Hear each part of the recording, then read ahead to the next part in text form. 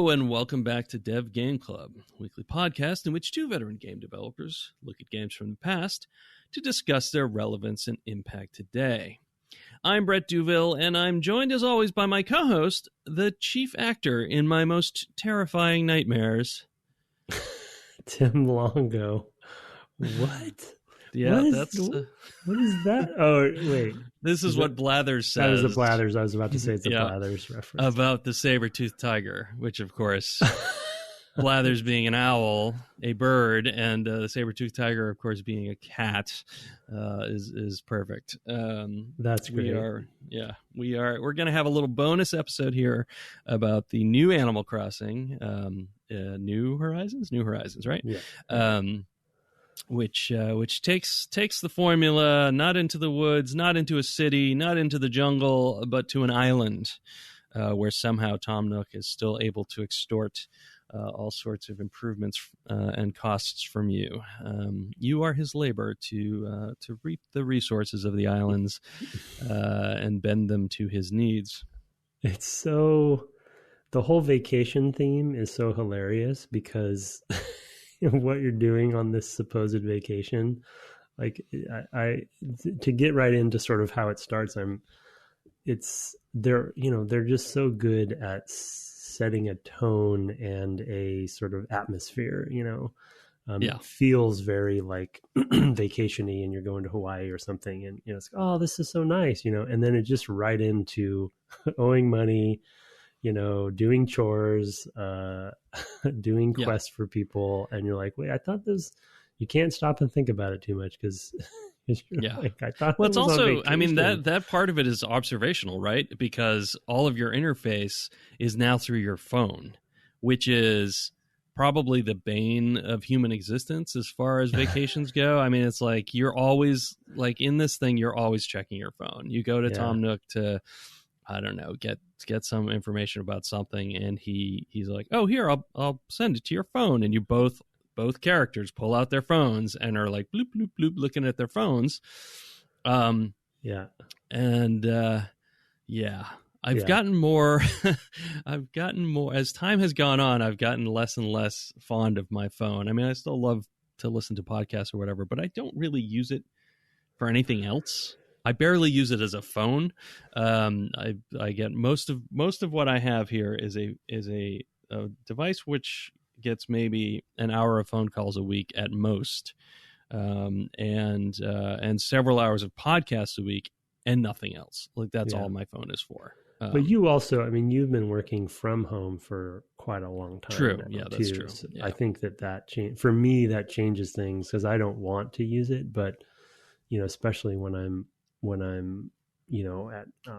at the office or something, whenever that continues to be a thing, returns to be a thing, I'm never at a desk where I have a PC, computer to check mail or whatever. So it's kind of ends up being my only interface. So fair. Yeah. I think it depends on your work situation, but I agree with you. Like it is, and it's antithetical to vacationing And I made a comment on the stream yesterday that I didn't think of, but because it made sense because you're taking a picture.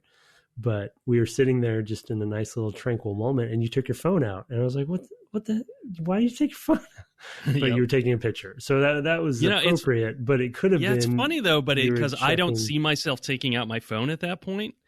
Because it goes into the camera interface. So I didn't even know that, but it was really funny when you were like, what are you doing? We're sitting here.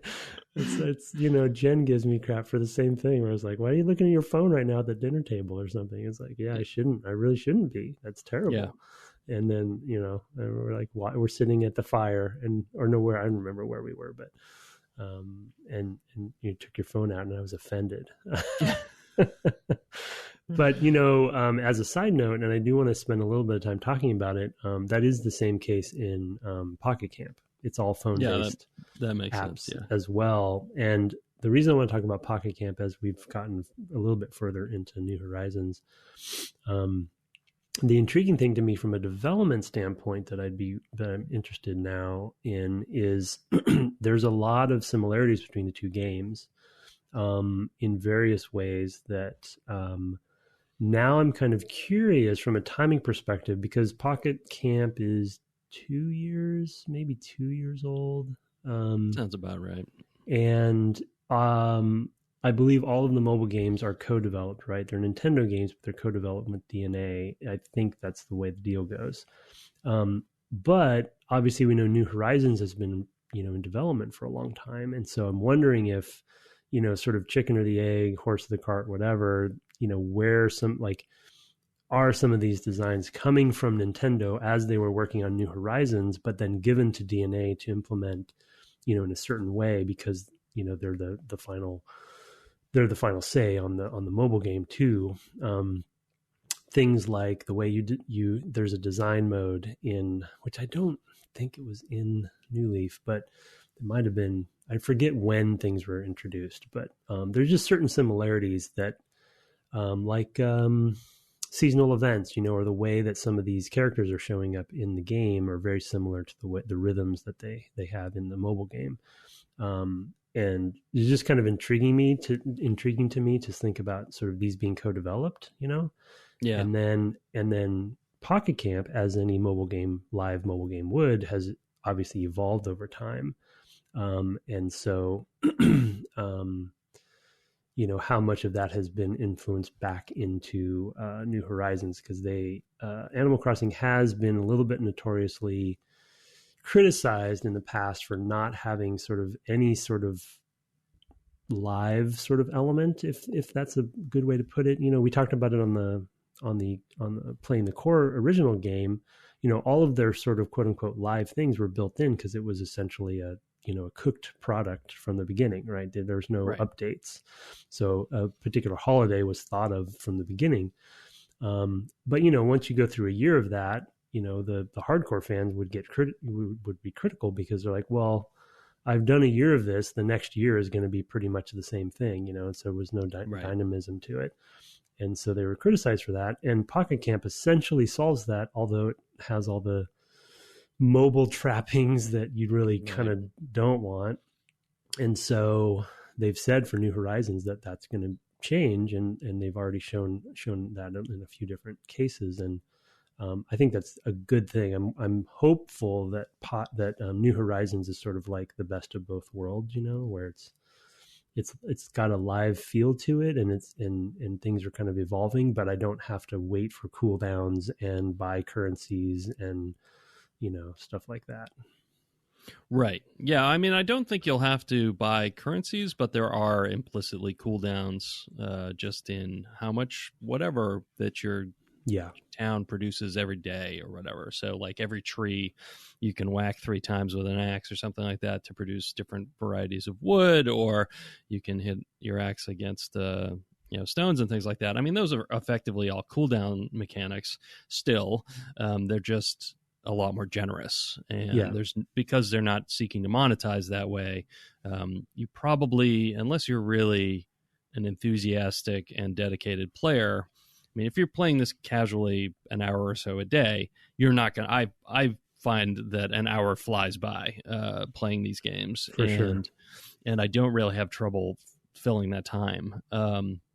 Maybe a little more with the original. I think there's a little less to do because this one has new crafting, and there's all the incentives to try different things. And of course, it's early in the game as well.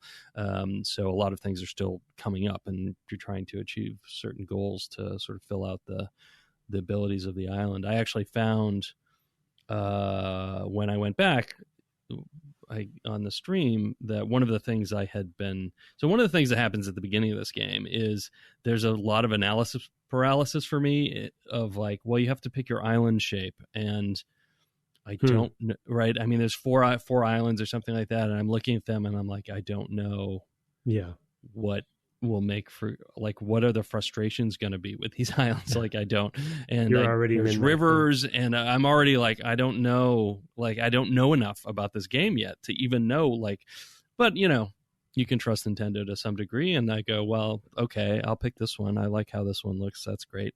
But that was basically the decision. Like, oh, I guess this one. And then the same thing with your appearance is another thing that happens. And we discovered yesterday on the stream, you weren't still on my island, but I ran into a new character, Blather's sister, whose name escapes me. Celeste, who gave me the ability to change my physical appearance for my body, not my clothing, but like my look, like my, I don't know, my me customization type stuff, hair color and all of that stuff, which I thought was really neat. But I also have no idea how many of those there are going to be, but I'm still gaining those things, right? So that's a big thing. I will also say that I was kind of not sold on this new version of the game until I got the new museum. So yeah, we definitely had a good talk on the stream about that. Before we talk about the museum, though, I wanted to delve, because I did think about this and forgot to ask you on stream, but it's better to ask on the podcast. So what about this wasn't, especially because we played the original and we both love the original, and there's still a lot to love with it. And you had talked about potentially and probably continuing to play that world as well. But what was it about the new one that wasn't as charming or wasn't sticking with you?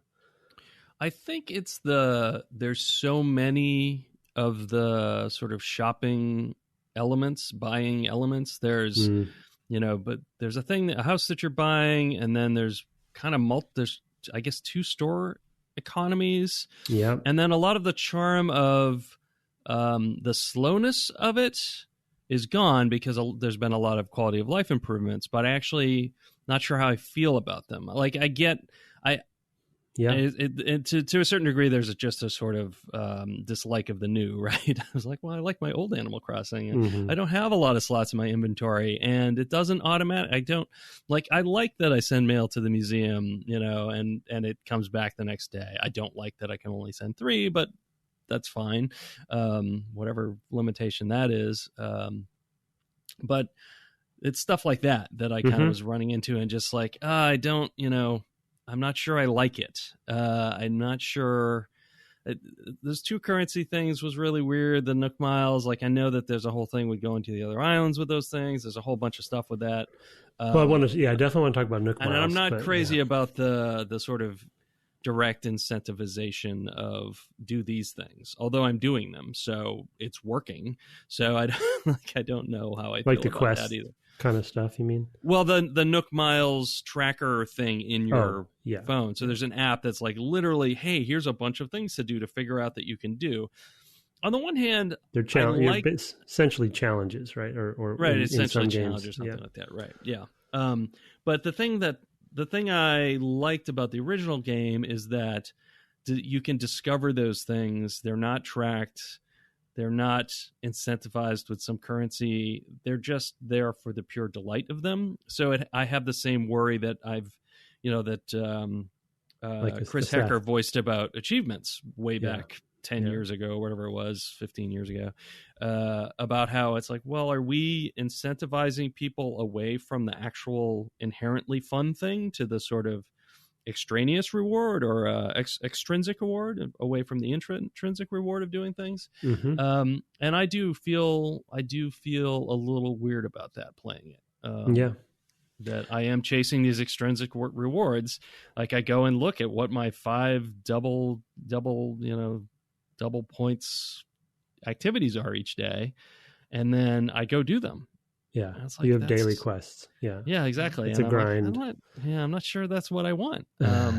Yeah, no, I totally see it now. Yeah, that's a really good point. The fascinating thing about this particular situation, which is not the case for me, obviously, is that you have jumped because you haven't played any of the ones in between. Yeah, correct. Right? So there hasn't been like a slow migration toward New Horizons, which to me is sort of the logical result of their sort of design trajectory, to sound silly.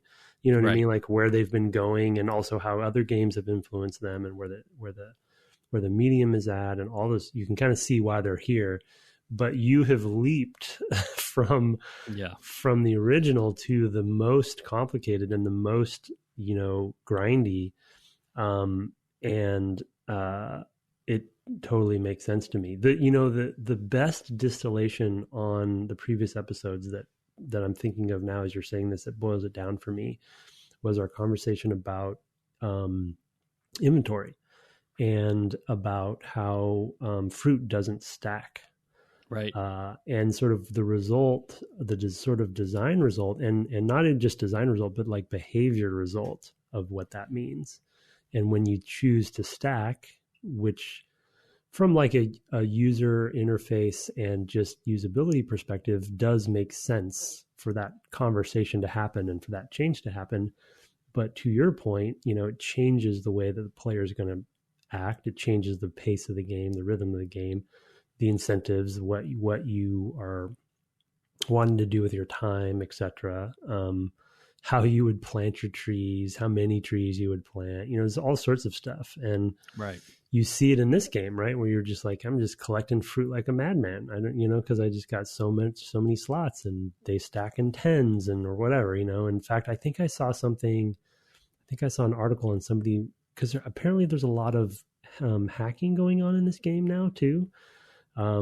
And so people are we can't have nice things. I know. And people are modifying it and complaining about about quality of life in this game.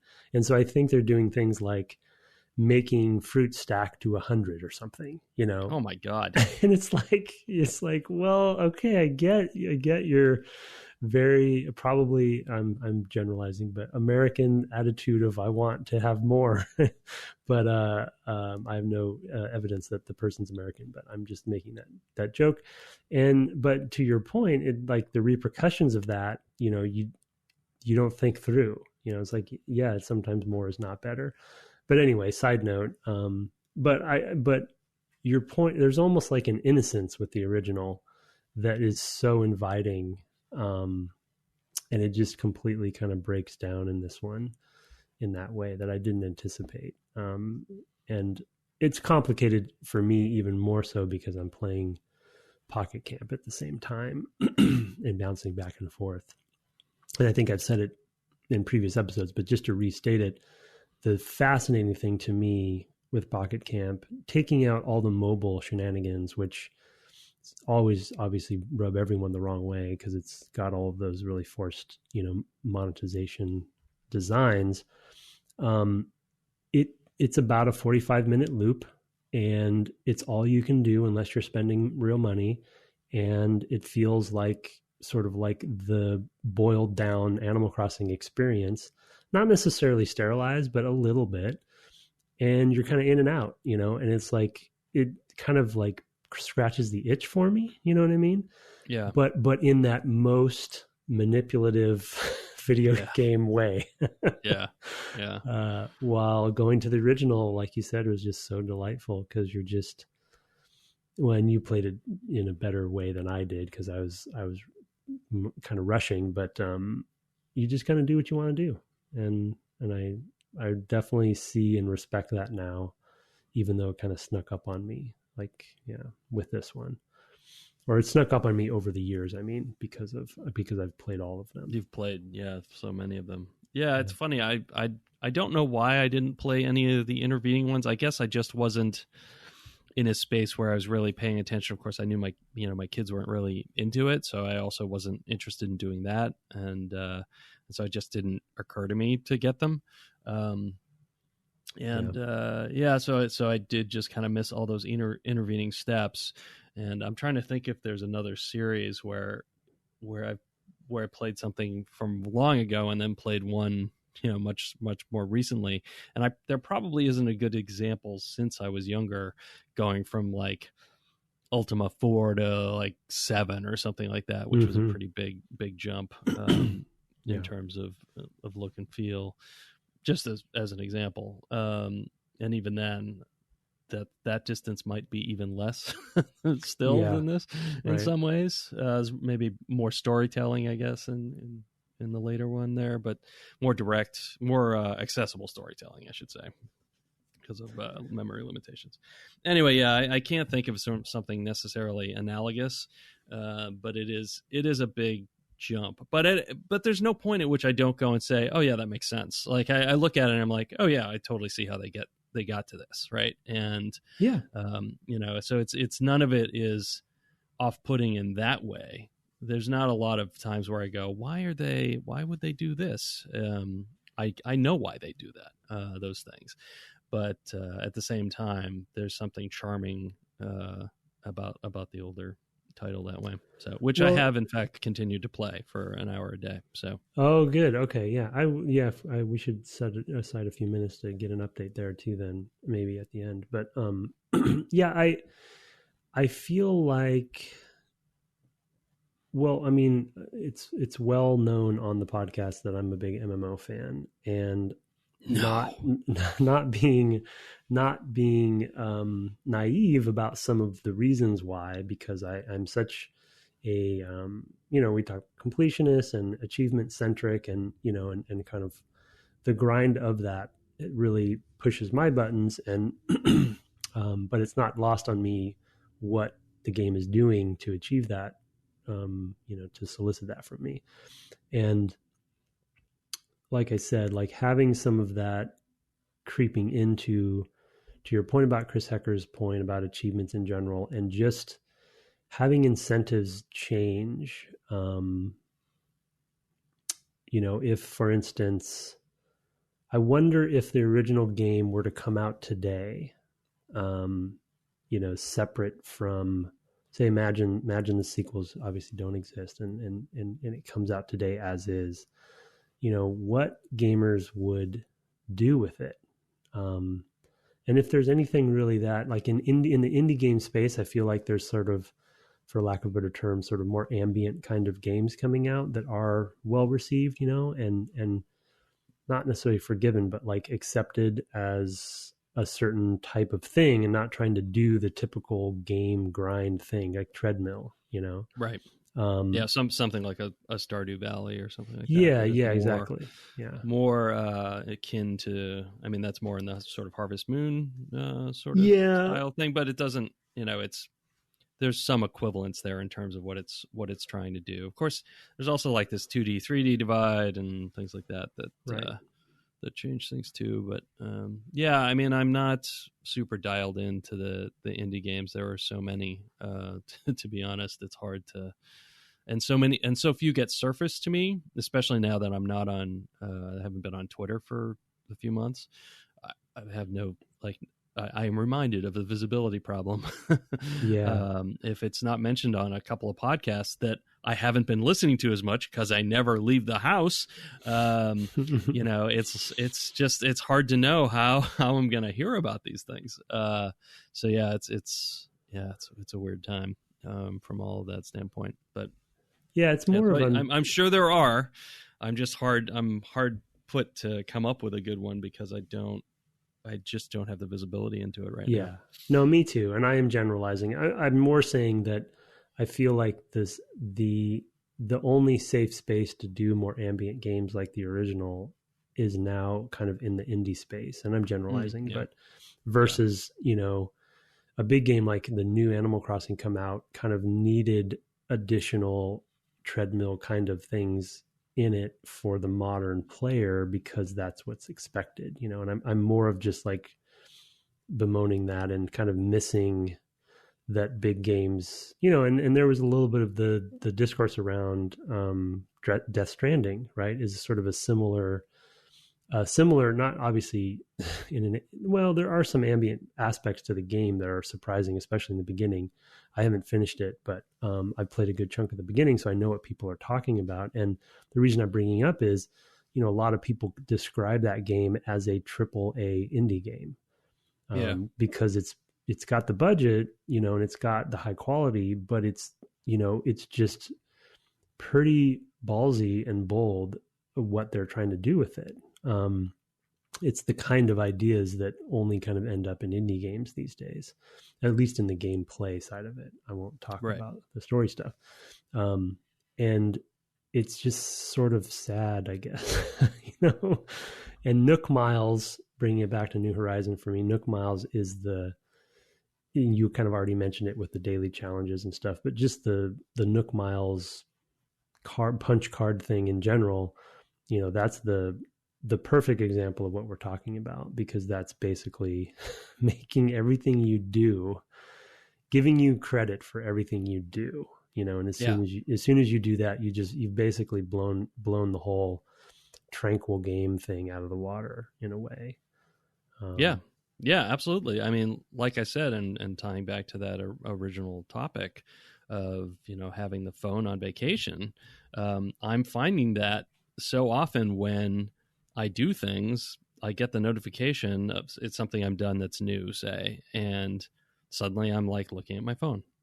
Mm-hmm. I'm not enjoying the thing that just happened. I'm like, oh, what did I get there? It reminds me of those videos when achievements were new of something like, I think there was one that was like Quake or something like that of, this is if Quake came out now. It's like, take 3 steps. Oh, you took 3 steps, and, like achievement. And then blam, oh, you picked up the shotgun, right? And it's just like every, you're just like, are you kidding me? At a certain point. And of course there's plenty of things along that. This is just sort of internalized directly into the gameplay, which also kind of makes it, I don't know, just a little strange for me. And I have continued to play the original, so the contrast is still very stark. So that's just been noticeable. The irony that's coming to me that is right now, that is, I should have thought of earlier.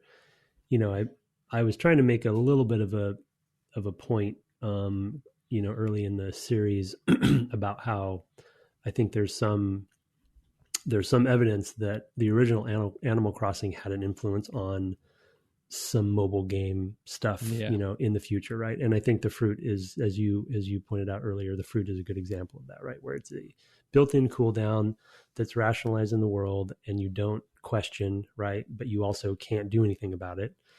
And in Pocket Camp, when you take the fruit from the tree, there's an option that you can fertilize the tree and get more fruit from instantly if you want to, right? And that, of course, is a currency, or is a consumable that you can buy if you want to. You can earn them in the game various ways, but it's not that easy to do, and not really in your control. But of course, you can spend real money to do it.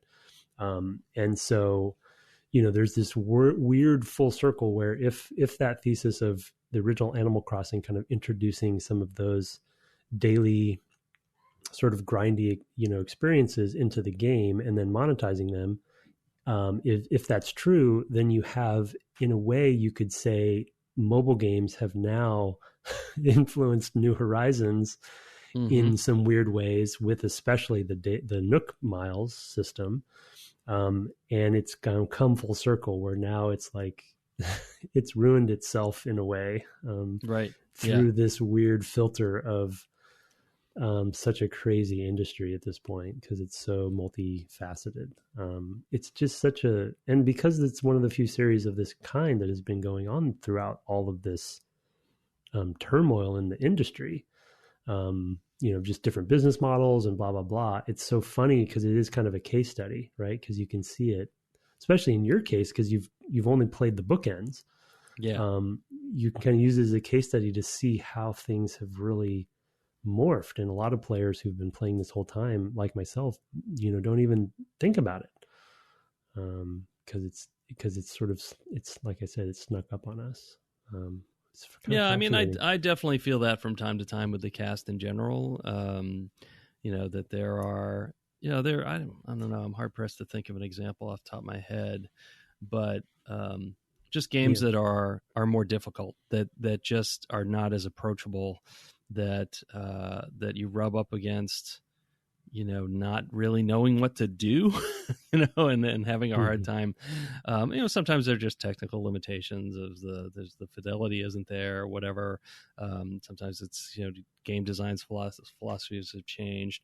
It reminded me of a friend of mine, Michael Abbott, Brainy Gamer, had written an article at some point about role-playing games and how lost, or I guess it was role-playing and text adventures, but role-playing games, and in particular, I think Ultima 4 was the example, to bring Ultima back in, of how his students who were, he teaches at a university or college, how lost they were. They just didn't know what to do. They didn't know to go to talk to people and, in the world and ask them and read through their very small, very short responses and figure out from that what to do. And how that's just kind of a lost skill. I sometimes see that in myself, right? I mean, I recently played a throwback kind of CRPG, and I got to the point in the game where the game had overstayed its welcome for me. I didn't want to play anymore, really. And I sort of there was a whole section I just blazed through, and there was probably a solution that didn't involve killing everyone. But I did not choose that option. Instead, I fought several, because I actually really liked the combat. I was like, well, I'll just kill everybody. And then I'm not sure how well that set me up for the final thing, which was itself a whole, don't want to go into all of that. But part of what was going on there was the skills that I had for playing these sorts of games 30 years ago have just atrophied, because there's not a lot of games like that anymore. Yeah. And there's a sort of similar thing here, in that sitting down with the original Animal Crossing, a game I had played a lot, was really easy to kind of fall in, like, oh yeah, I remember how to do this game, right? I know how to do this. But if you sit somebody down with, to your point, who has not played, who's only played the new one, or only has played games in the last 5 or 10 years, might sit down with that and be like, I don't get it. Where's the fun? What do we, help me have the fun. Right. Because fun has become synonymous with that sort of achievement grind. Achievement, progression. Yeah. There's certain loops that are very common, especially in AAA now, that are what people think of as console video game. Like, it's just this one thing, getting pretty monolithic. Well, to the degree where, other stuff. So, I mean, in New Horizons, you can go to Tom Nook at any time. And I think that there's a line there where you can just ask him, what do I do? What should I do? Like, if you're not sure what to do, and there's a usability, rationalization to why that's there. But we talked a lot on the series about the discovery that happens in the original as well, right? Where there's just things you don't even know are possible. And then if you happen upon them, the light that comes with that, and yeah, it's just kind of, I don't know, maybe we're not far enough in, and there's some of that stuff. Like, I did, on the flip side, I did find one just before recording this morning. I played some, and I fished. You probably have, because you're such a fisherman, you found this out, but I fished out this is in New Horizons, of course. I fished out an old can out of the water. Mm-hmm. Yeah. And of course you can use that for a thing. Yeah. And I thought it was actually kind of neat, because it obviously, as you said, it kind of roped back into all of the crafting and everything, but it was sort of like, not that I needed to be wasted, because it was kind of fun in the original to just find trash and put it in the dump or whatever. But it was kind of neat that was a discovered recipe, right. Like, I have an idea. What if I put some weeds, within this thing, and it turns into a succulent or whatever. And so maybe there's more of that down the road as it expands. Sure. But I almost so the thing that this would have been 20 years ago is, it's in your inventory. There's a can in your inventory, and you put something into it. Yeah, and the thing happens, right? Yeah, fair enough. And that's the thing that I'm missing. Like, I mean, I think it's great, and I think that there are good lessons to take from that, right? Not from a game standpoint, but just from a, like that the world has an awful lot of waste that probably could be repurposed, right? It's sort of another way to look at that, as a sort of overt message from the game in some ways. Like, oh, sure, there's this can I pulled out of the river, but turns out, if I put something in that, I could have a nice little pot on my desk or whatever. I don't recommend people actually go to their local dumps and pull things out and try that, because first of all, social distancing, but second of all, tetanus. I don't know. But it's not a bad, message necessarily, that everything has a purpose, and maybe we can find ways to repurpose things more. So there's maybe something good there. But at the same time, that just straight up like, oh, here's a thing you can do with this part of that is just like, oh, okay. Like, why would I want to do that? Or what, I don't know. No, that's there's just so much as well. So there is a lot. I am surprised about the currencies and the, like you said, the different shops and it is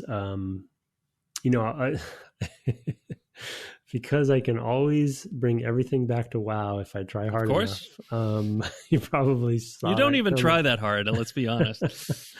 It's suffering from some of the challenges with modern WoW because it's a 15. This is a WoW being a over 15-year game. This one being what, 20? Almost 20. Yeah. And so it's just layer upon layer of things that and any old franchise, trust me on this, any old franchise has that challenge of like, what do you keep from the previous ones and what do you throw away? And it's suffering from the same thing where there's just layer upon layer of, sometimes Band-Aids, sometimes duct tape, and it's just, like when we were playing, when you visited my island last night, Sahara was there, so Sahara's still a thing. So it's like, okay, they still have her. How is she different? How is she the same? And it's just like, they just kept adding, and they didn't seem, other than maybe Rossetti, they haven't taken anything away. So if the analysis paralysis point you made makes a lot of sense to me now, because there's just so much. And I'm, you go talk to the two places where you can buy stuff, and I'm still, there was a point before the Nook Mile, let's see where, I guess it was before you pay off your first house. You pay off your first house with Nook Miles, right? Or the tent. You buy your first house with Nook Miles, and then it transfers over to the debt being in bells. And so there was a one shining moment there where I was excited because I thought, oh my gosh, they've decoupled the mortgage system with the essentially the economy, the bell economy. And I was actually excited. I was like, oh, that's actually could be good, because then it means anything I'm not actually trying to just sell stuff and buy stuff. It's just when I'm playing the game, I'm being rewarded, and that's how I pay off my mortgage. But then, of course, they go back to the old system after the first try. Right. And he's like, oh, that Nook Mile thing was just a one-time thing. It's like, so I actually thought they had solved something there for me, at least in my head for a second.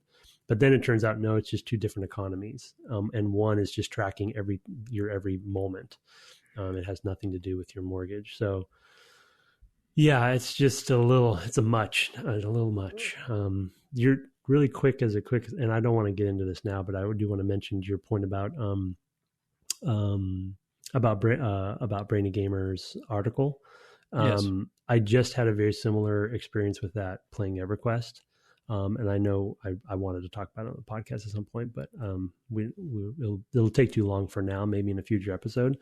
But as a quick aside, I'm back in that game, back in the exact place where I remember starting before. And having played so much WoW, I'm standing there and I'm like not sure how to move forward. and it is similar to Ultima in that I have to go and literally like slash hail individual characters to see what they say, to see if they have a quest. You know what I mean? It's like, it's not hand-holdy at all.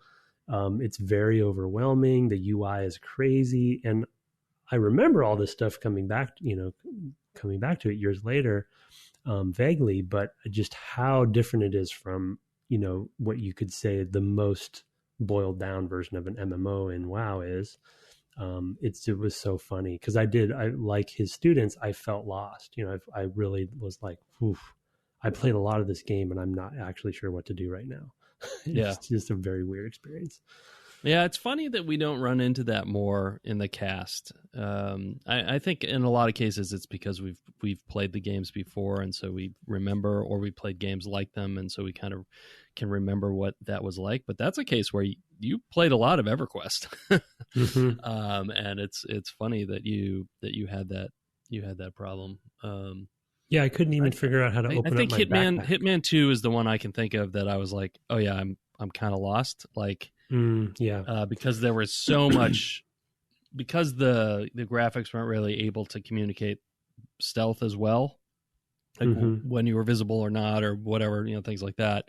I had a really hard time with the first few missions of kind of getting a handle on that, and getting anywhere near the silent assassin, was that the sort of highest honor. So I had a real hard time. I can remember definitely having chucklehead stealth, knucklehead stealth sections there. That's where that term came from, coined, as I recall. And that's the last game I can specifically remember being kind of lost as to what to do. I have had that same question about the podcast too. One theory for myself, at least, that I think is why I don't run into it as much, because I think I am running into it. But what I've found, because of the podcast and sort of almost a little bit for what our philosophy is with the podcast, I feel like I forgive the being lost and the like I don't make it into a thing as much, because I know what we're trying to do with it, with the podcast. Right. You know what I mean? Like, right. Okay, we're playing it. We're trying to play in almost a bit of an academic way. And so I'm just going to be okay being lost at this game right now, not knowing what to do. And then I will turn that into some sort of talking point or lesson for the podcast. It's like, right, sure. Yeah. I am this is this is before we figured this problem out in the industry. So that's probably a thing, kind of thing. So maybe for me at least. That's very true. That's very true. If I were just playing for fun, then I probably would be like, oh, I don't know. I'm old. I don't know what's going on, or something. But the one quick thing I wanted to mention about New Horizons from a beginning standpoint that I mentioned a little bit on the stream, and that I like about Pocket Camp, I really like. I don't know in the original why I didn't really feel this way as much. But the push for capitalistic expansion in these games, I thought maybe because of the vacation theme in this one, and that you start off in a tent or whatever, that, and I was being naive and dumb, because of course they're not going to let you do this. But, the progression of the game seems to, as usual, as it always is, be really related to you expanding not only your house, but just the rest of the island. And so, it seems like I would like to be proven wrong as I play this, because as much as we're probably sounding like we're complaining about it, I'm definitely going to keep playing it.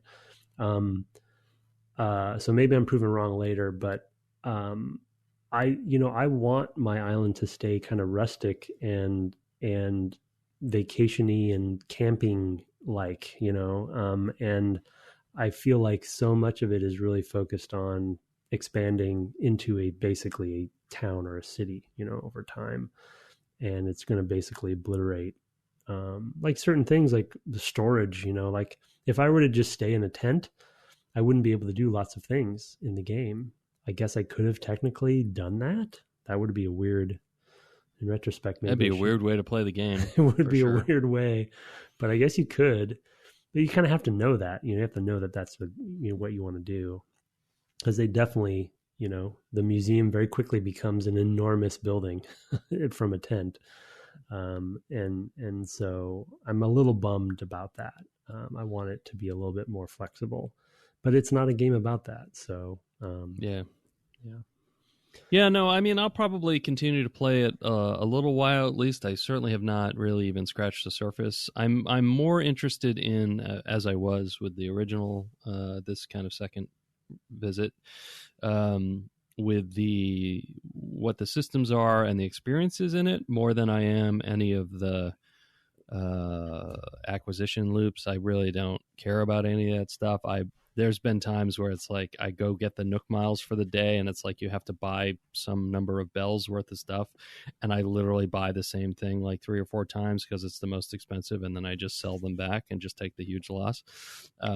Because I'm taking a loss anyway. I'm losing space or whatever. I mean, you're trading something for something else. So I'm just like, I bought 3 toolboxes and I kept one and put it in my house, and the other 2 I just sold back at a 90% loss or whatever.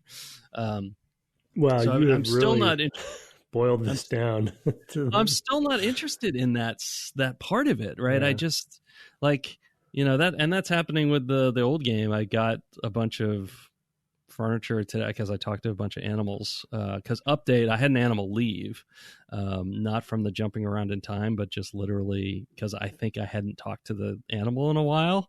And I have another animal who's going to leave because I was like, well, I better talk to everybody because I haven't been.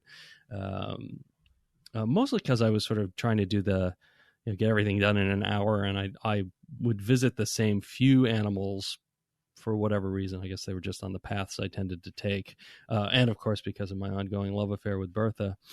And a character left. It was like, see ya, and I got another character. So now I do, however, have 3 hippopotamuses, which is pretty good. I'm pretty pleased about that. The most dangerous animal. Yes, the most dangerous animal. I have Bertha, Bubbles, and Rollo. Wow. That's definitely going to need to talk to Rollo more because I haven't talked to Rollo in a while. But yeah, I lost Nibbles the squirrel, and I think that's it. I think that's the only one I lost. Oh, and Patty the cow I lost. That was when I was kind of jumping around in time, but it was probably for the same reason. I don't think I'd talked to her in a little while. Yeah. So it's interesting. I have been enjoying continuing to play that. I've got more apples coming in. It's a lot. Yeah, it's a good time. So you were saying you had gotten some similar stuff is happening with the furniture in the old one? Yeah, I mean, I went and talked to a bunch of animals in my most recent play this morning, and they all were like, "Oh, here, have this. It's kind of big, but maybe you'd like to have this, ranch whatever, and cabin this, and elegant that." And I was like, yeah, I'll just sell them all. I don't. Yeah, right. I don't care. Well, if it's not a gyroid, it really doesn't. Yeah, exactly. You've already set a goal for your house that is is unorthodox. I have other stuff in there. There's just not a lot of other stuff in there. It's mostly gyroids. Weird stuff. Yeah. I had a day where I got 3 gyroids, and I was just thrilled to have 3 new gyroids I could put down in my house. It's so good.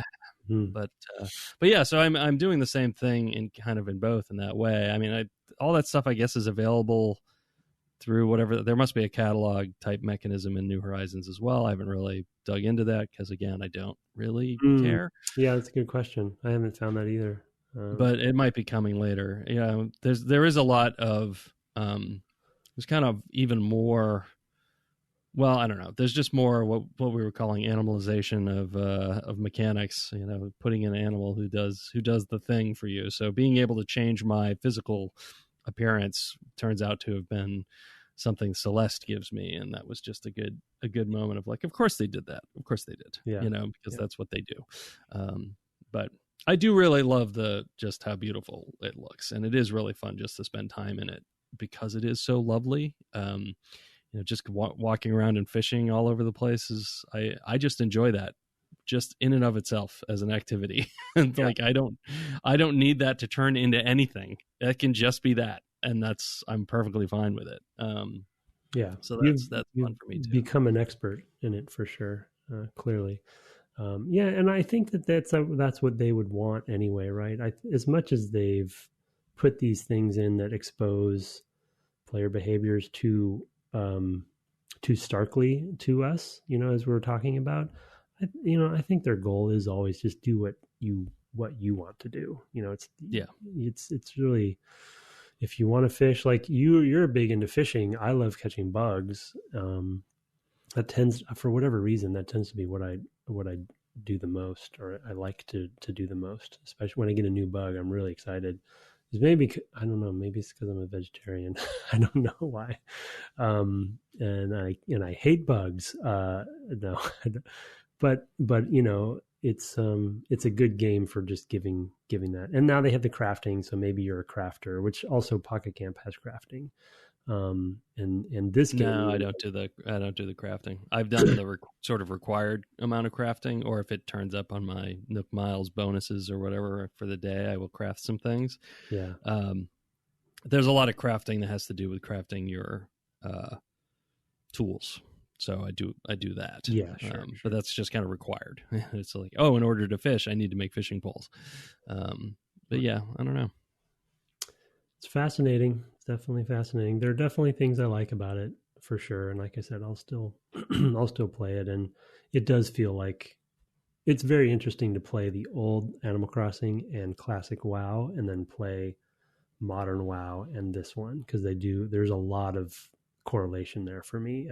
Oh yeah, I played some modern WoW, just enough to go, oh my god, I do not like. But for a lot of the same reasons, right? Honestly, a lot of the same reasons. Just laying bare the kind of those mechanics, and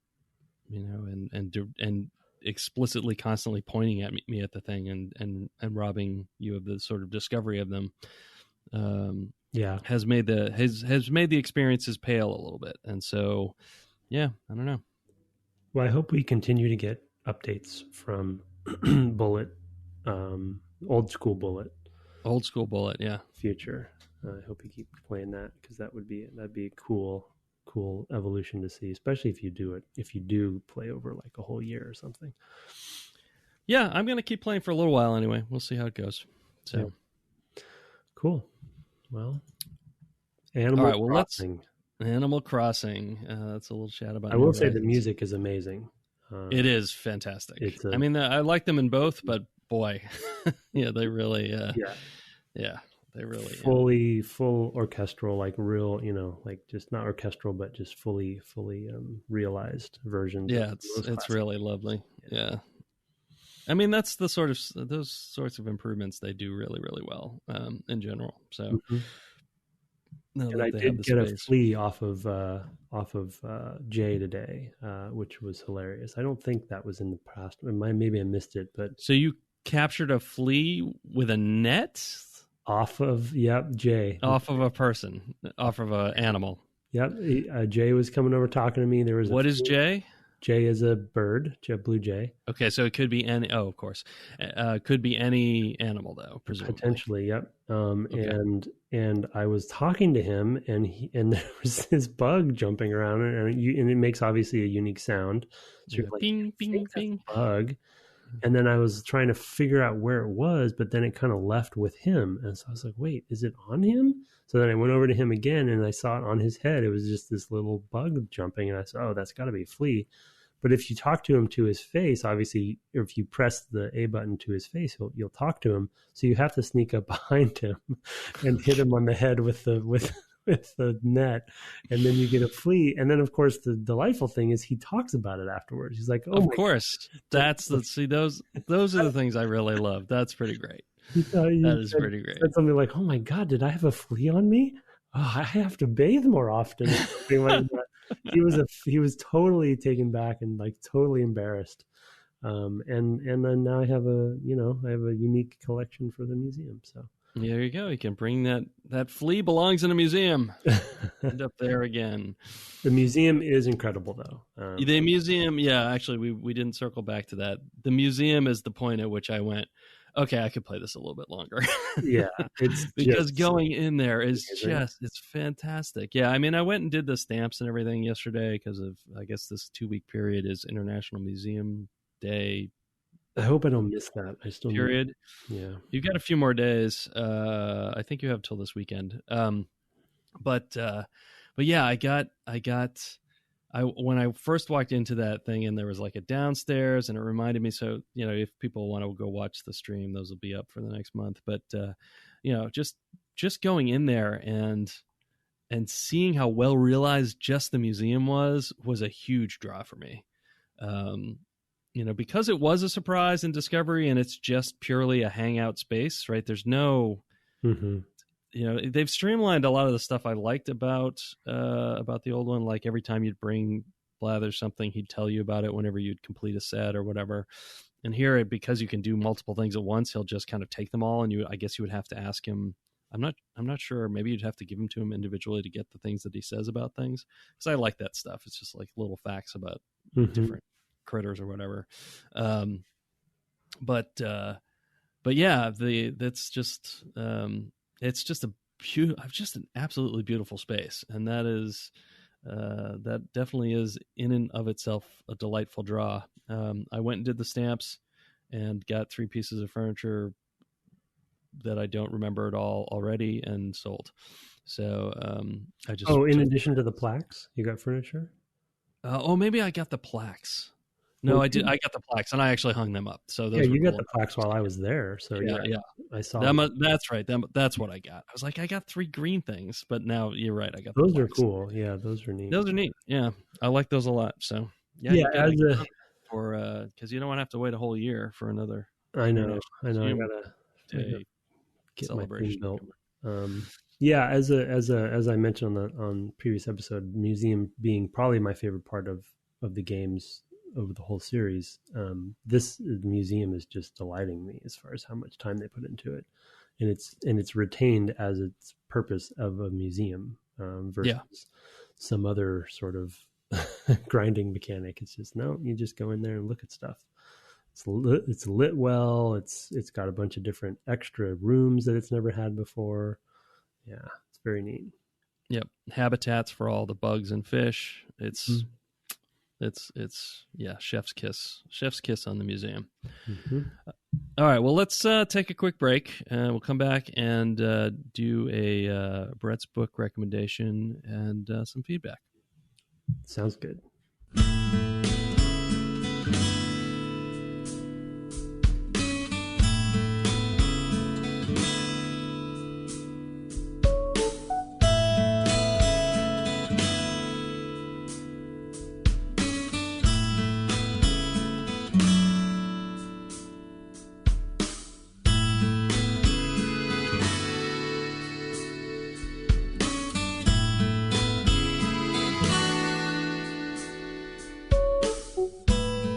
Welcome back from the break.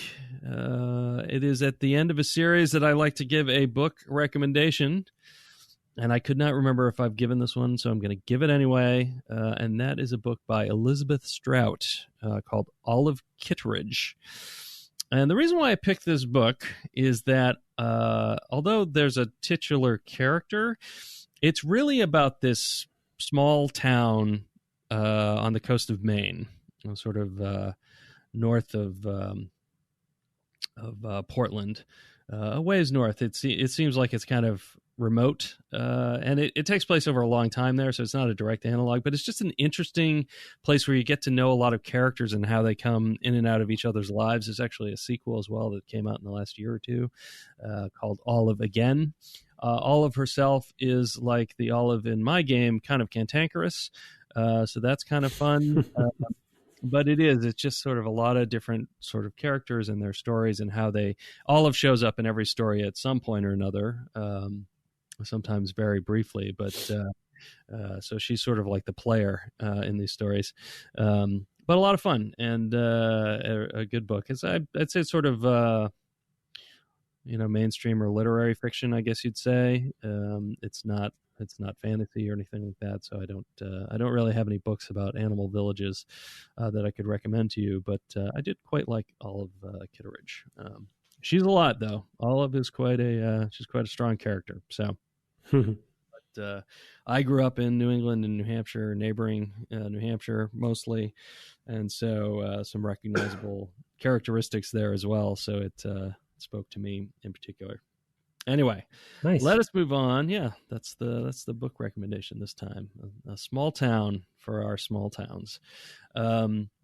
Let's move on to, first of all, we have a review, which is great. Thanks so much. And that I gave to you, sir, to read. Subject is great stuff from Tay, if that is my real name, they said. If that is your real name. If it is. Well, we don't know. Tay, if that is my real name, if that is your real name. Good. Well done. My single is dropping. That's a 30 Rock joke. Simply put, the cast is great. Brett and Tim are wonderful as hosts, and their friendship becomes apparent seconds into any given episode. Knowledgeable, funny, and sometimes a little goofy. The Game Dev Club is one of a kind podcasts that I've grown to love over the last year. Seeing as I've just caught up with the current series, every episode, it seemed like a perfect time to boost the ego of these two awesome game developers. I can't wait to see what discussion future games will bring. P.S. Play more games with a difficult ending. Nothing brightens my day more than hearing Tim Longa Jr. admit he was unable to complete a game for the cast. Love you, Tim. Keep up the great work, guys. I love you too, Tay. That's a great suggestion. Can't wait. Pretty funny. Well, there's a good chance for those who are still listening and haven't heard our next game yet, there's a good chance you'll have a hard time finishing it. We'll see how that goes. We'll do that after the feedback. But yeah. What, you don't think I'm going to finish this next one? I don't know. Both from I don't know. There's kind of a double level of difficulty with that one. It may make it difficult for you to finish, so we will see. June is making her appearance. Sorry, June. I hear June. That's fine. Wouldn't be the podcast without June. Yeah. Thanks so much, Tay. Yeah, that's a great review. Name. Awesome review. Very, very kind. Thanks so much. I have an email here from sent to devgameclub@gmail.com from Mike. He says, AC Pocket Camp is the subject. Hi, Tim and Brett. Your Animal Crossing shows remind me of late 2017 when I became hooked on AC Pocket Camp. I enjoyed the routine of collecting items, checking in with my animal pals, and helping out online friends by tending to their gardens and buying their wares. The game was relaxing, collaborative, and quite meditative. The bite-sized chunks of playtime made for nice breaks from work and other real-world obligations. One in-game experience that I'll never forget came on New Year's Eve, which happens to be my birthday. I was visiting the animals at my camp and was surprised by the dialogue I encountered. I'll let the attached screenshots speak for themselves. Here, let me read a couple. Let me find that email. Where are you? Oh, all the way over here. Here's one from Hamlet. Wait, today's your birthday? For real? December 31st? Here's one from Eloise, I guess. The fact that it's also New Year's Eve has nothing to do with it. I just have a great memory. How does it feel to be born on such a cool day? Hamlet again. And here's, I can't see who this is. Bo. It must be nice to have a birthday on New Year's Eve. Everyone's in the mood to party. Salt Lick. So yeah, there's that. He continues, of course I expected the animals to mention the player's birthday, but to also acknowledge the holiday was a colorful touch. Leave it to Nintendo to go above and beyond. Thanks always for keeping us entertained and informed. Stay well and keep up the great work. Mike. Yeah, that is one thing that, and we've touched on it. I think we even mentioned a little bit this time, like just how much they anticipate and how delightful it feels to have those juxtapositions of things. Yeah. You know, and that's just been one of the real strengths of the games, and I guess in particular in these later ones, there's probably even more of that. And of course, now that consoles are online and they titles are updated, they'll be able to add those things as well. So there's just more and more of that.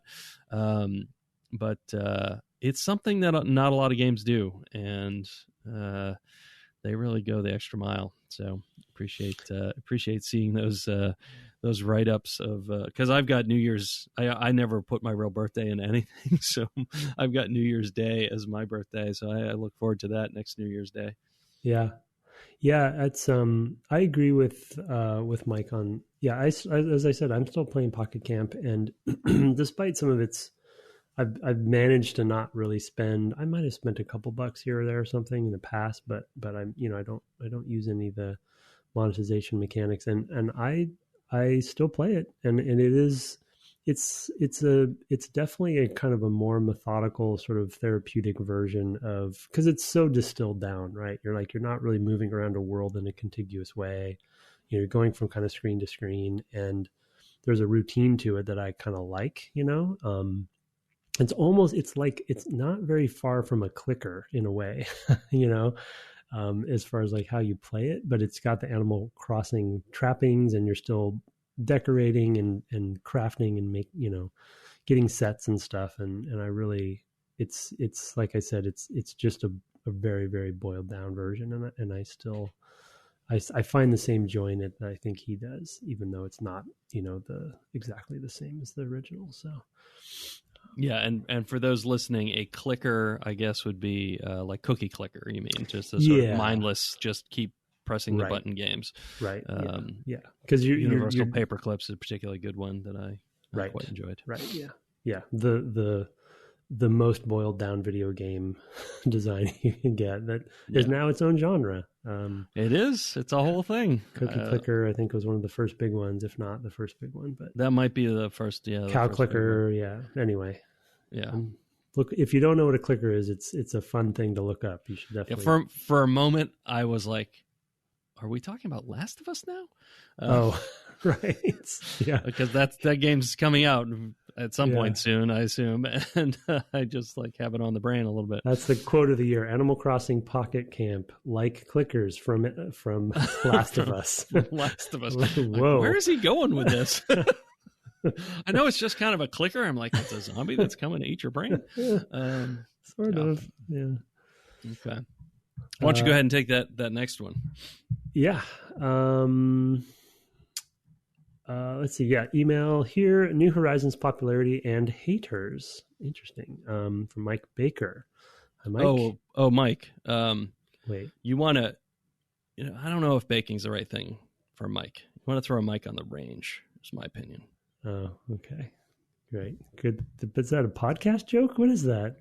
That's there's just like a dynamic range. I was going for a whole thing with the mic. Okay. Yeah. Well, yeah. Anyway, you tried. Go on with Mike Baker's. Okay. Mike Baker says, "Hi, Brett and Tim. I've been really enjoying listening to the episodes on Animal Crossing, especially as a way to compare it to my experience playing New Horizons. Ever since the original on GameCube, I've only ever had one or two friends who ever enjoyed the series, and most had only heard about it in passing, and it wasn't something they're interested in trying. But with the recent explosion of popularity that New Horizons is seeing, it seems that that even the types of people who would never give the series a time of day are picking up the new one, or at least considering trying it. What I've been finding is that a lot of my friends and coworkers that play games are hearing about it, and a common refrain is that this game sounds like you just do chores and would rather just do chores in real life, because at least then I'd be being productive.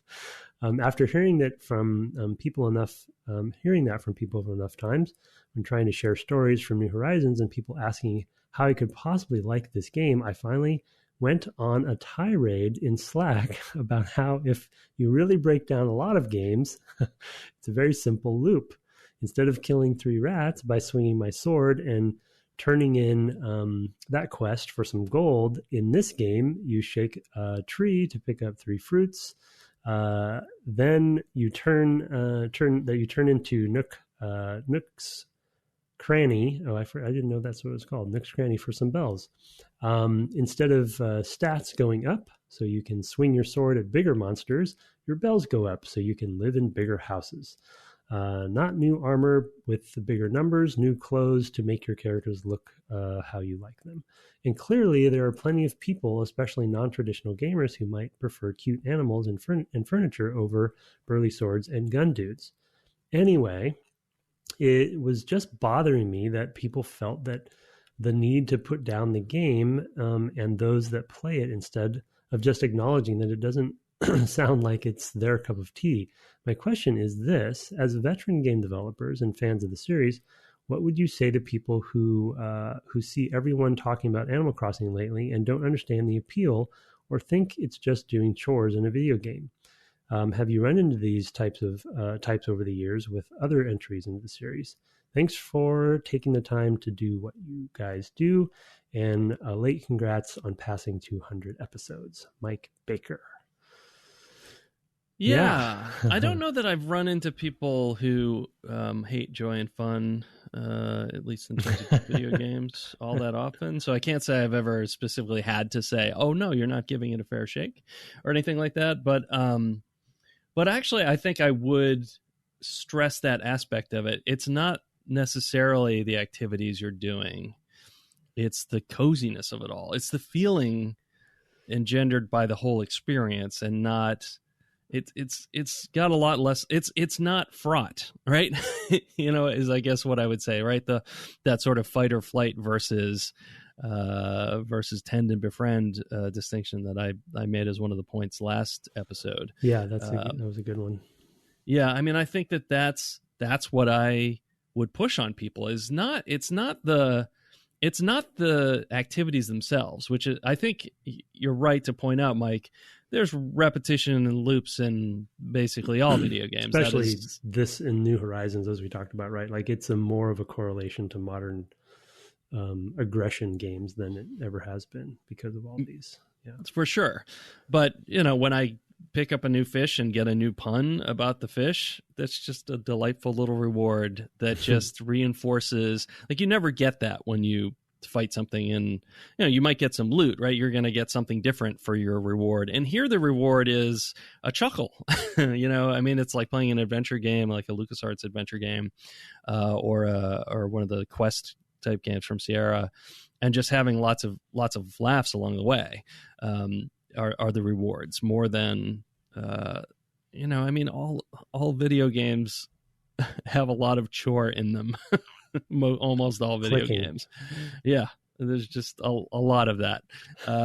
And you're right to make that analogy that, okay, what difference does it make? I have definitely in the past tried to use apps that try to make more, that do basically gamification of things like your to-do list. There was a really funny one I had on my iPad.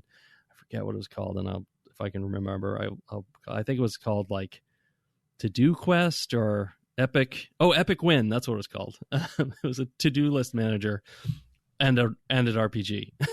It was totally absurd. That's awesome. But it's I don't know. That's, for me, that's the thing, right? It's just fun to go in, talk to the animals, get to know them, spend time with them, and all of that. I don't know. I don't know what to say to people who don't like delight and fun. Yeah, no, I think Brett's answer is a pretty good one, and better than mine, because I think, Mike, I would have gone off on the tirade you went off on in a similar fashion, because it is silly for people to sort of assume that there is a difference, but there is. And Brett's question, or Brett's answer, was, I think, a better one because of it. I was just looking it up. I don't remember exactly how to spell it, but in Sweden, they have a thing called hygge, which Brett maybe hygge, I believe, Hygge. Yeah, okay, that's right. Yeah, it might be pronounced. It's pronounced hygge, yeah. Right, but I think it's H. Yeah, yeah. We have a couple books on it, and even a board game based on it.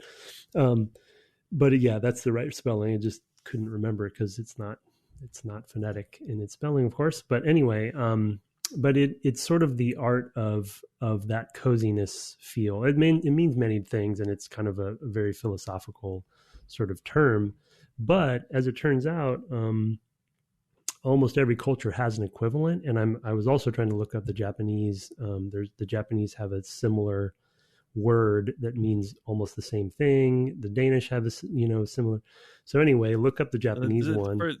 The word is actually, hygge is actually a Danish and a Norwegian It's word. Both. Okay. Yeah. So it covers that. Maybe it's Scandinavian, or maybe I'm mixing it up. Yeah, maybe it's Norwegian, and then Sweden has another one that's a different one. So I mixed those two up. But anyway, the concept, it's this sort of descriptor for, I think, what Animal Crossing in many ways is trying to, not obviously hygge specifically, but maybe the Japanese equivalent, which again, I'm escaping, the name of that is escaping me. And similar to Brett's answer, I think that, going and killing 3 rats and getting gold from that, from an emotional standpoint, has just a different tone to it, and a different emotional reaction, and a different, aggression level, as we talked about even throughout the whole series, I think, of playing this game over the past month. And I think it'd be pretty easy to, not obviously easy, but it depends on who you're talking to, how rational the person is, but talking about these concepts, because hygge specifically is an very old concept that has been around a long time. It impacts the way they decorate their houses, what kinds of foods they make, what kinds of textiles they make. It's kind of an all-encompassing philosophy, and I think that that's always going to be feeling very different than doing a rat quest and getting a bigger sword. It's just the motivation's different. And I think that's a little bit some of our slight complaints about the new one when it comes to trying to track all that stuff, because hygge definitely isn't about, achieving anything. It's about a state of mind, and the best parts of Animal Crossing, I think, are about that. So I think that is one huge difference. Though I agree with Mike, I would also go on the tirade that there is no real difference in some ways. Yeah. And that it's just, and there's a big difference between real world chores and Animal Crossing as well. Yeah, right. For sure. Real world chores are a drag, right? You're dealing with cleaning fluids and, I don't know, picking up messes around your house. And I guess some people probably feel some sort of achievement from that. I never have, which explains a lot about the state of my house. But, I don't I do not find them akin at all. As somebody the chores in Animal Crossing are like you wish chores were like. Yeah. Right? For sure. Yeah. And as somebody who, as I said on I think one of the episodes, was weeding my yard and then in the same day going and weeding in the game, completely different things. And I really, even finishing weeding outside in real life, I didn't feel accomplished. I just was pissed off. Freaking weeds. But when you finish weeding your town, you feel like, wow, this is so clean and nice. That's looking good now. Yeah. So it's sure. It's a funny question. I wonder if that's the term in Japanese you were looking for is wabi-sabi. Maybe that's that sort of impermanence thing. That doesn't ring a bell. I don't think. Yeah, that's like what Zen gardens are about, right? I would yell to Leah right now because she'd be able to yell it at me because we have a book on that too. But okay. I won't. Yeah, no, I don't. I don't know. Ask June. Yeah. Okay. But again, it's as is often the case in culture. Almost every society has an equivalent of this concept. Probably I can't think of America having one, but because we're us. But yeah, it's I think there's also a Russian one, etc. So, and I think Animal Crossing is a video game version of this in a lot of ways. Is it Ikigai? That might be it. Yeah, that might be it. Yeah, okay. I was looking. That one I actually hadn't heard of because I was very curious. I'm like, God, I feel like I'm pretty up on some stuff like that, but that's not one that. Yeah, the Swedish one is actually lagom. That's right. Okay, I did mix it up. It's Norwegian is where the hygge. Yeah.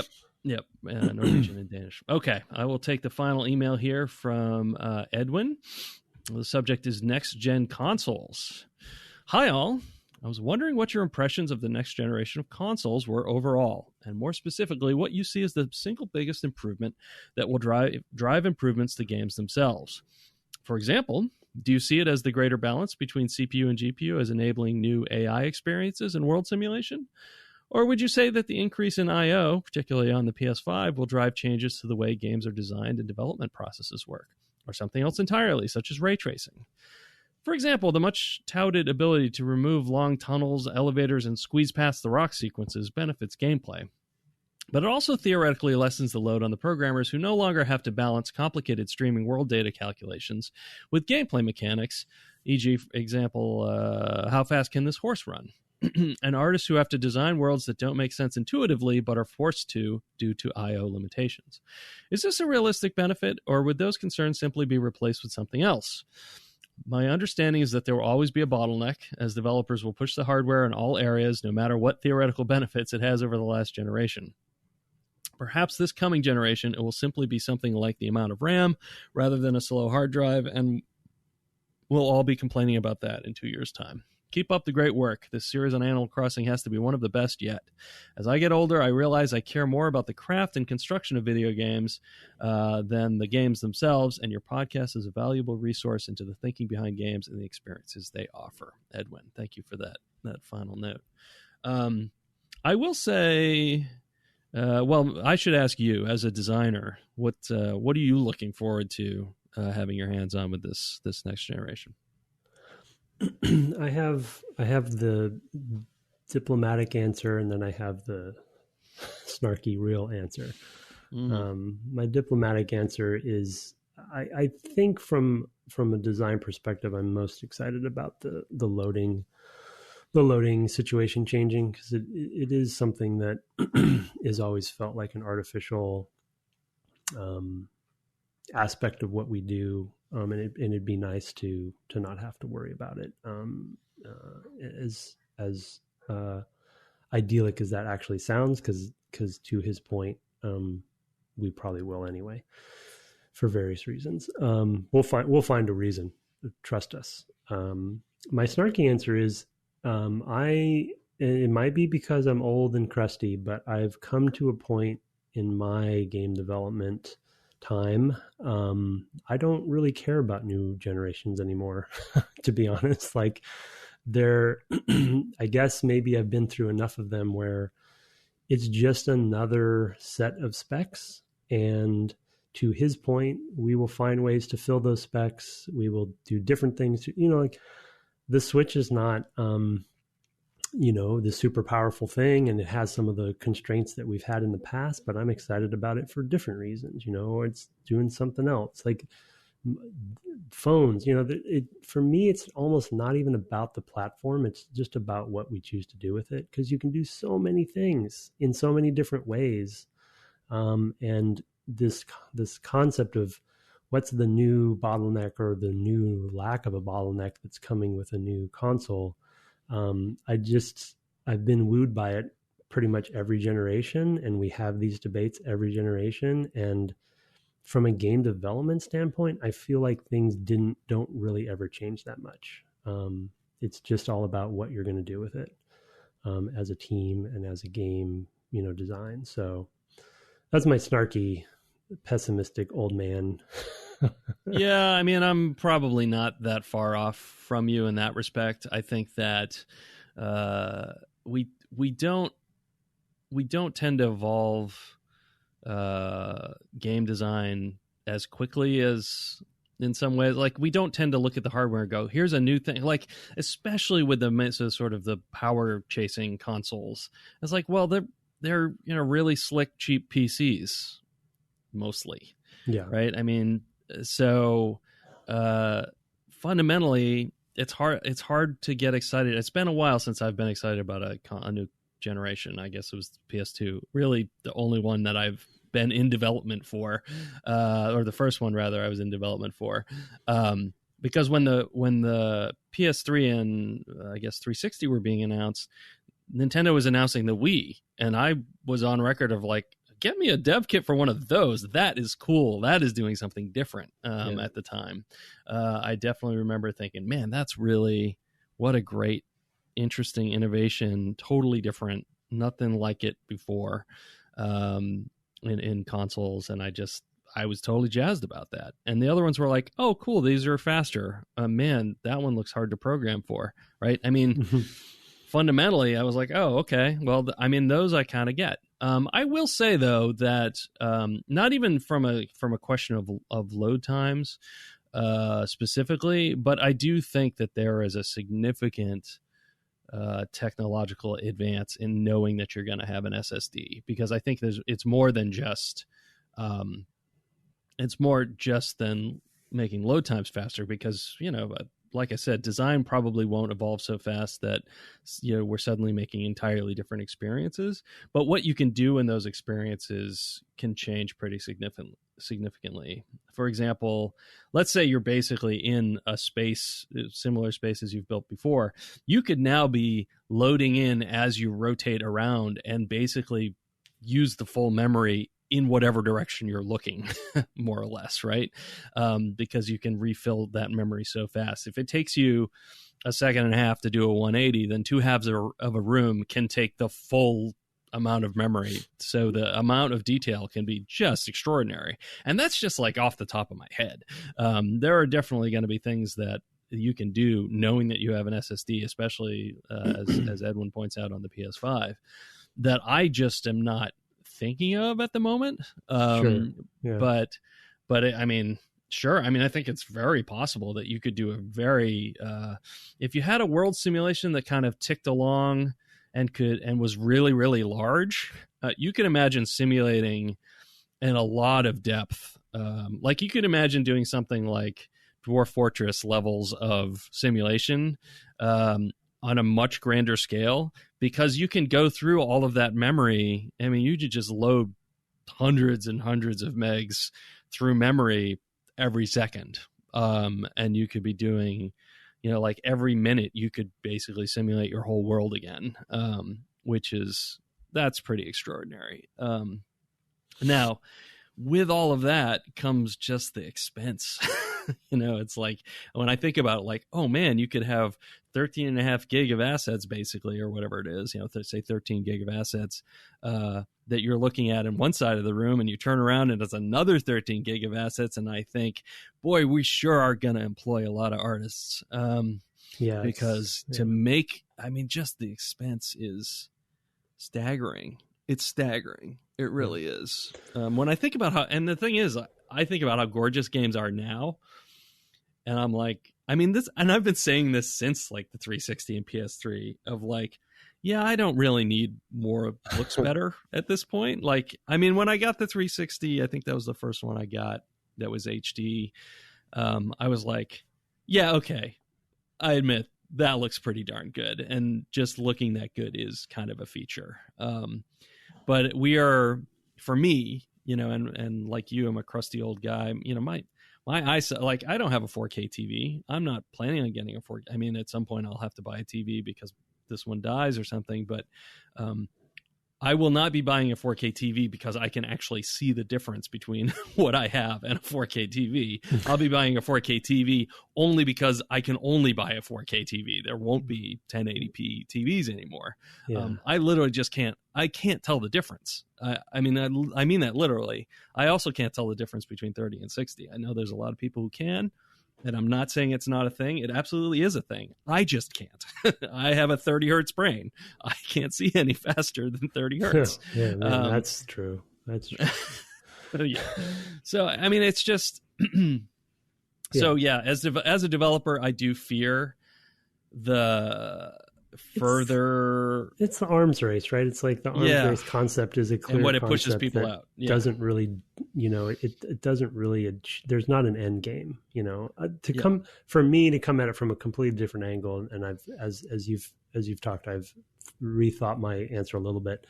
I guess from a totally different perspective, my answer is really kind of coming down to, I actually like constraints and I like working within constraints. And to me, and I think your Wii example is another good example of like some innovation that still has constraints technically, like power wise, but there's some uniqueness to it, right? And I agree with you. We were all excited as developers about the Wii. What I would be excited about is to hear somebody make a PS2 game today on a PS2 with some crazy new innovative design using the PS2. Do you know what I mean? Yeah, like that's the kind of stuff that I'm talking about, because they use...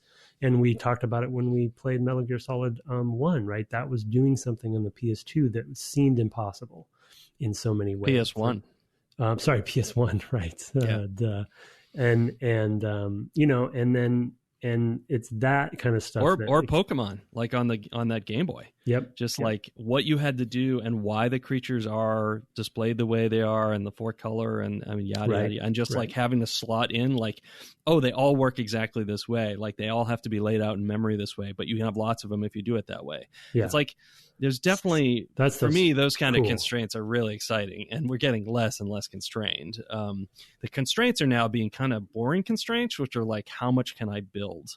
How much money do I have to build? And like, how can I compete? You know, and you got to find new ways to differentiate at that point. But there's also like a minimum bar. The bar rises of what's even acceptable anymore, visually. You know, so it's like, well, you know, that's one thing I think that you know, you point out the Switch is doing different things. I mean, I think that one of the things Nintendo has always done, and we've talked about a number of times, I'm sure, is just they lean into their differences and work with them. For the most part, there are occasions where you're like, they weren't, you know, their system can't really do this. Like textures on Hyrule Fields would be a great example in Ocarina of Time. Like, they're texturing, they really don't have enough. But in general, they go with, you know, they found great ways to make great looking characters on each of their systems forever. And they do a lot of that by not doing lots with texture or shaders or et cetera, et cetera, et cetera. They're more about finding the aesthetic that works, you know, within the power constraints they have. And often it makes the games look that much better and more interesting.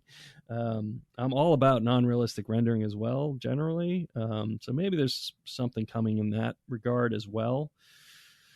Now that's kind of got me thinking a little bit, but I don't know. It's going to be a while before I have a dev kit next to my desk. So another thing about moving out of AAA is I'm not typically getting a look at the hardware until everybody else does either. And as a developer, I might, you know, it might be years before I see a dev kit. You know, I mean, I've had my first, well, I guess I had some kind of dev kits on Fallout 4. I think we had just gotten alpha hardware for that stuff. But yeah, I mean, in general, I don't, you know, it's been a while since I've really been there at the beginning of a generation. And yeah, I don't know. I also, like, people were asking me the day of, I guess Cerny gave a talk about the PS5, and people were asking me what I thought, and I was like, yeah, I don't know. I didn't watch. I didn't know about it. I heard about it mentioned on a podcast. I guess I'll watch it at some point. I haven't. I know that was a few months ago, so I don't know.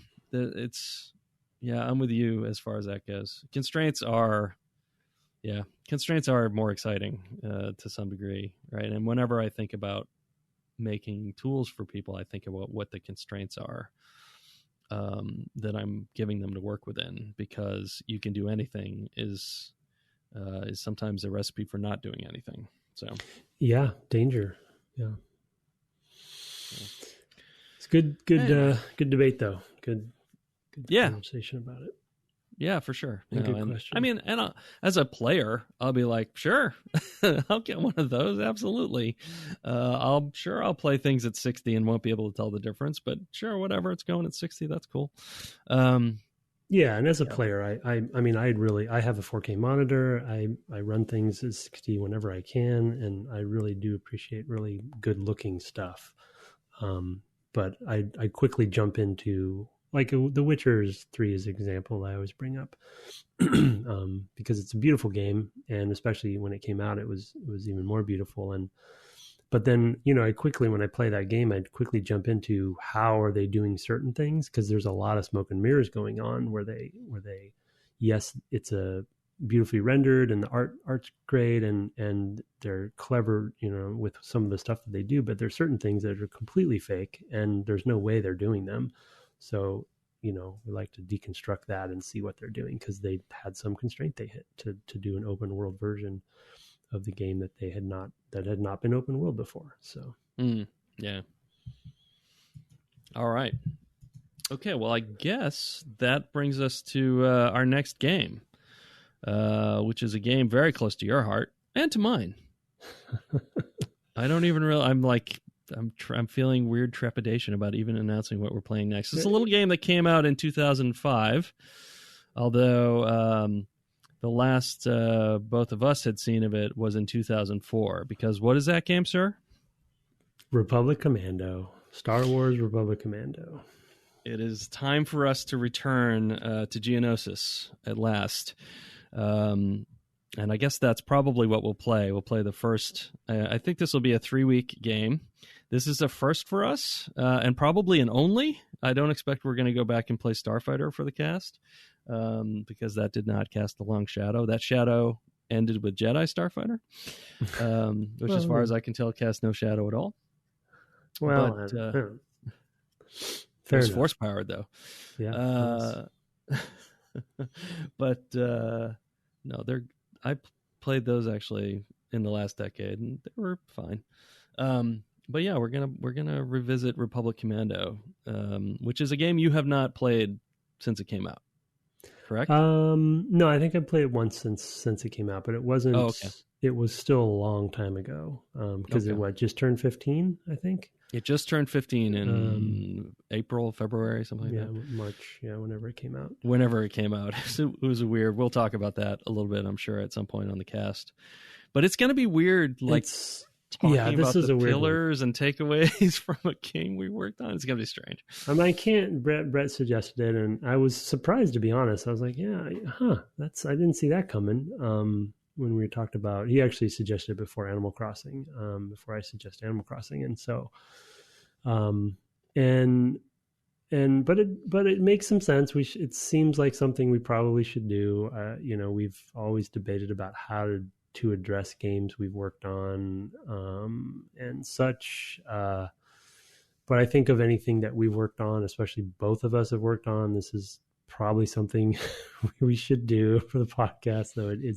I think it's going to be, for me, I will speak for myself, it's going to be awkward maybe the whole time to talk about it. But it will be fun to revisit it, just to play it, because like I said, it's probably been 10 years or so, at least, since I've played it. I played it on stream. I did not finish, because I started having YouTube takedown things coming my way. I was going to ask you about that. Yeah, I forgot if that's why the reason you didn't finish. Yeah, that's why I stopped. I was just so ticked. I was like, are you kidding me? Like, no human ever looked at this video and saw, that I am sitting here having basically interviews. I was interviewing people while I was playing, talking about the game and its development, except for the first episode. And they issued a takedown of that first episode, which had been on Kotaku, and so had a lot of views for me, like 75, 80,000, something like that. And so it got a takedown notice, and I basically abandoned YouTube afterwards, because some algorithm picked out some 3 or 4 second stinger that we used from Williams stuff that was on some Columbia issued thing, some Star Wars soundtrack somewhere, because we did use some actual Williams music in it. And I just was so ticked. I was like, I'm done. I forget it. The world is not right. Wow. The world is not fair. It's not cool. So I'm moving on. Yeah, and that's why. So are those videos? I actually forgot to go look, but are they out? They're gone too. Like all the videos? No, just the first one got a takedown issued, I think. So the other two, I think there were 2 other ones. I think two or 3. I got to like the bridge of the ship or something. I was on the ship section, the second section, yeah, and then I think those are still up. I don't ever go to my YouTube channel, so I have no idea. I effectively don't use YouTube, so so I don't really know. That's right off. Man, that's it. For years I give things up, and they're totally noticing. Oh yeah, they're hurting because of my one man's greed. Yeah, I mean, I opt out of things when I'm. Yeah. That's what you should do. I mean, I was just legitimately just like, are you kidding me? Like, some algorithm matched a very small snippet of this to a very small snippet of their thing and issued a takedown. And I pushed back and I was like, no, this is fair use. I actually didn't know at the time that that we had Williams music, and I contacted That's what I was going to say. The funny thing is we have a mostly original music. We have mostly musical original, but I asked Dave Collins, who is the audio and music supervisor on that, and he was like, yeah, we have a few, stingers and things that are Williams, and none of it's very long. He said, but I don't know how to get around that issue. Like, we're like, I certainly don't know. I've already spent, in emailing you, Dave, I've spent more time than I really should have spent on this. Anyway, all of that aside, so you get me angry about YouTube, I'll just go on for an hour. We will be playing the first section of Republic Commando, all the stuff that takes place on Geonosis, which will be fun. We'll have some. We can talk about our E3 demo, which is included in that. A lot of stuff to talk about. It's gonna be taking me back. It's gonna be a bit hard. My brain, Hopefully you remember that stuff, but I do. My memory is pretty solid, so I'm sure I'll remember all that stuff. I remember a lot about the development of that game. Not everything. There's definitely, when I did that series, I got a few messages from folks like, oh, hey, here's a small correction, like, oh, this person did that or whatever. And so there were some things like that I got details wrong. But broadly. Ironically, I just was talking to somebody in the industry who said they were in that one of those E3 demos. Cool. As an audience member, before they had sort of gotten fully into the business. So that was pretty funny. Okay. Like, oh yeah, I remember being in the room, and yeah. Okay. Well, we will see everybody back for that next week. In the meantime, keep sending those reviews. We love to read them. And, of course, your email and feedback to devgameclub@gmail.com. If you put a review somewhere that we don't read it from, just send me a message. Let me know, and I will track it down. Or you can send it to me. I'll put it in. And, of course, you can find us on the web at devgameclub.com or on Twitter at devgameclub, where you can also find my co-host at Tim Longo Jr. with a JR at the end. I stream most nights and in the days on the weekends. On the weekends, I typically play whatever we're playing for the cast. And on weeknights, I play something else. Lately, that is both Epic Mickey and Kirby's Epic Yarn. For those who heard last week that that was being voted on, they were tied, and I could not pick between them. And so I'm playing both. That is not going to be a thing going forward, but that happened this time. So you can catch me playing either Epic Mickey or Kirby's Epic Yarn. Two weird games to play aside of each other. And, of course, our intro and outro music was written and performed by Kirk Hamilton and commissioned by friend of the cast, Aaron Evers. Thanks so much for listening along this week, and have fun with those thermal detonators. Good night. Good night.